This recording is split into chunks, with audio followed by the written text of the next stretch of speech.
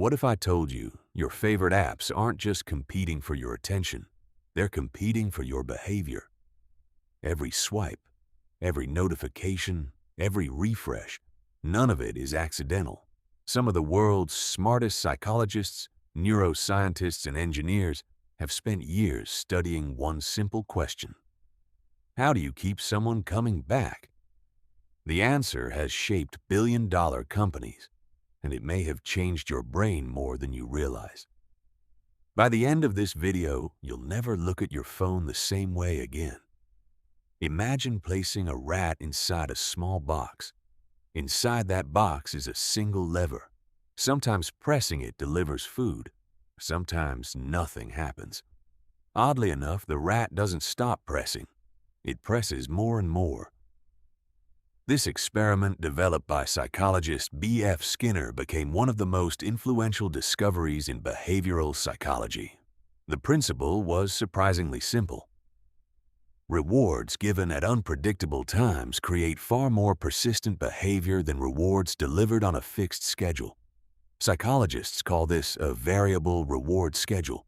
Casinos built entire businesses around it, and decades later, so did many digital platforms. But how did a laboratory experiment become one of the most profitable business strategies in history? Think about the last time you refreshed Instagram, opened TikTok, or checked your notifications. You never knew exactly what you'd find. Maybe nothing.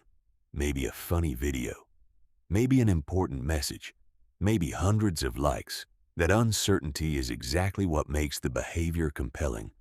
If every refresh showed the same thing, you'd quickly lose interest. Instead, every swipe carries possibility.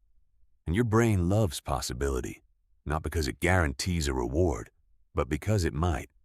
That's the same psychological mechanism behind slot machines.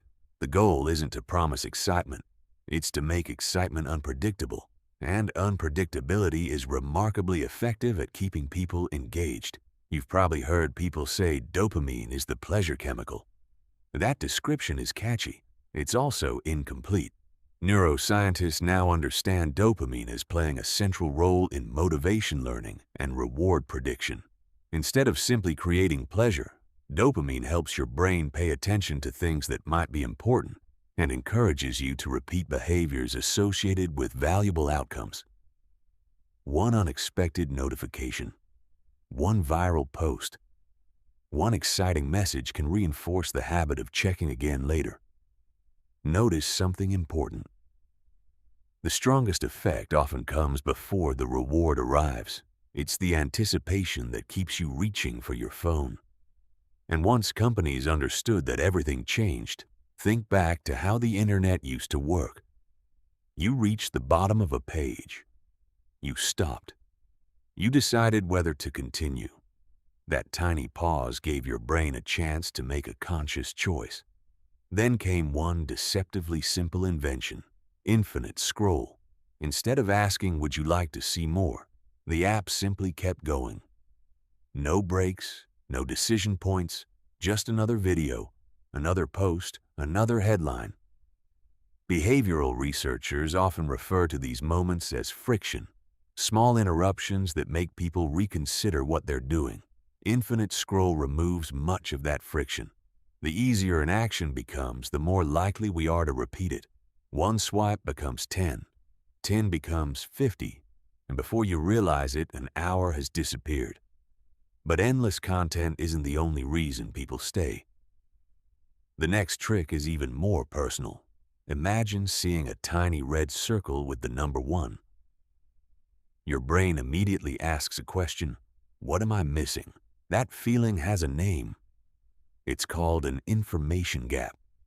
Humans naturally dislike unfinished information.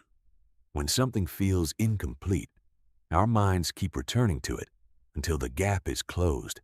That's why unread messages, missed calls, pending emails, and notification badges can feel surprisingly difficult to ignore. The color red adds another layer. It's highly noticeable and has long been associated with urgency, warning, and importance.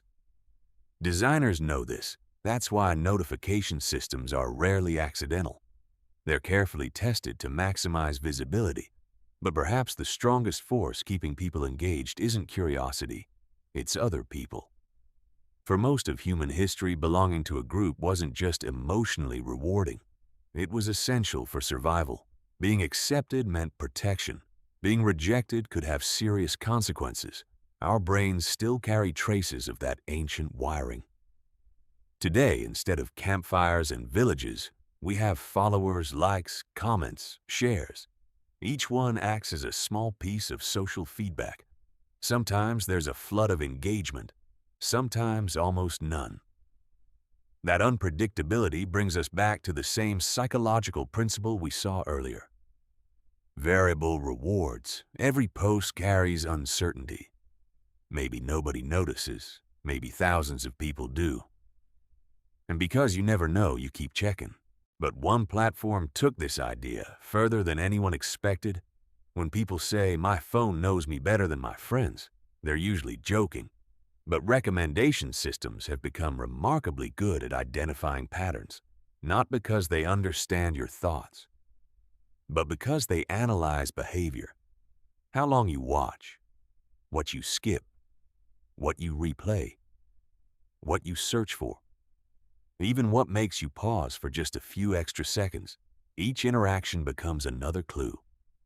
Over time, the system builds an increasingly accurate picture of your interests. The goal isn't to manipulate every decision. The goal is simpler. Keep showing you something interesting enough that you don't leave, and every extra minute matters. Because in the attention economy, time is the most valuable currency of all. One of the simplest psychological tricks ever introduced into social media wasn't a groundbreaking algorithm.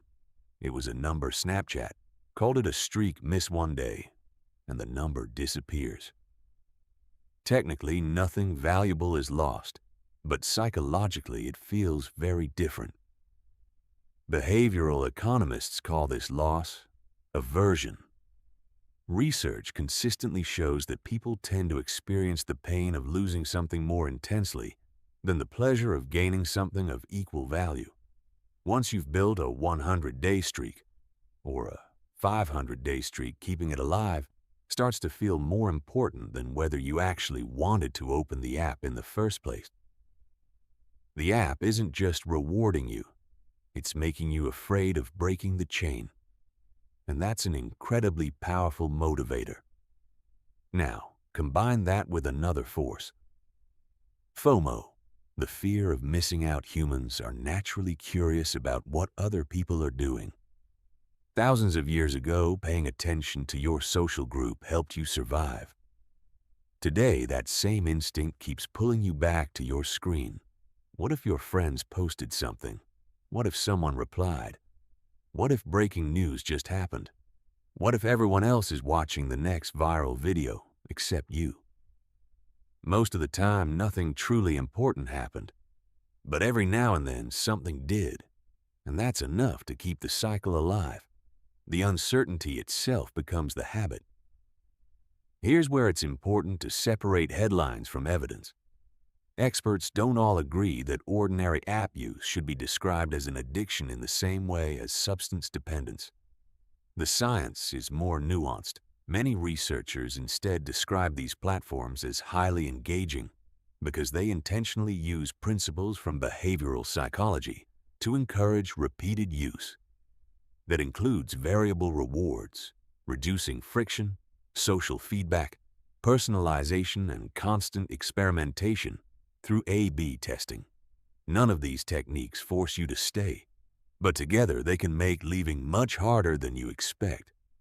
That's exactly why these companies invest so heavily in understanding human behavior, because every extra minute of attention has value. The goal isn't to fear technology. These apps connect families, teach new skills, build businesses, help people find communities.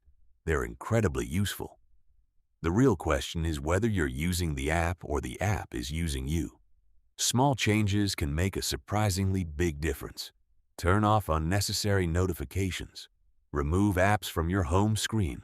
Set intentional times to check social media instead of opening it automatically. create moments of friction instead of removing them. Ironically, the same psychology that keeps habits alive can also help you break them. Your phone isn't evil. Neither are the people who build these platforms. They're doing exactly what every successful business tries to do: create products people keep using. The difference is that today's products don't just compete for your money. They compete for your attention. And attention shapes habits. Habits shape decisions. And decisions shape your life. So the next time you instinctively unlock your phone, pause for just 1 second. Ask yourself one simple question. Did I choose to open this app, or was I trained to? If this video changed the way you think about technology, subscribe for more deep dives into the psychology, science, and hidden systems shaping our everyday lives. And now, we want to hear from you. Which app do you think is the hardest to put down, and why?